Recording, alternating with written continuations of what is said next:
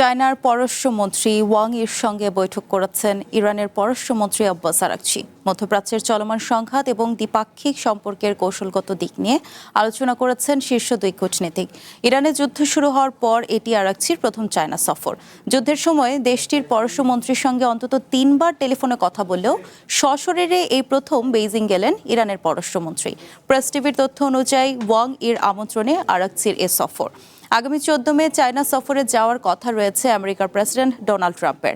তার আগেই ইরানের দাবি এবং অবস্থানগুলো চায়নার কাছে তুলে ধরতেই আরাগচির এ সফর বলে মনে করা হচ্ছে। এছাড়া ট্রাম্পের সঙ্গে আলোচনার সময় বেইজিং যেন তেহরানের পক্ষে কথা বলে, সেটিও চায় তেহরান। তবে হরমুজ প্রণালীর নিরাপত্তা নিশ্চিত করাই এ সফরে আরাগচির প্রধান লক্ষ্য।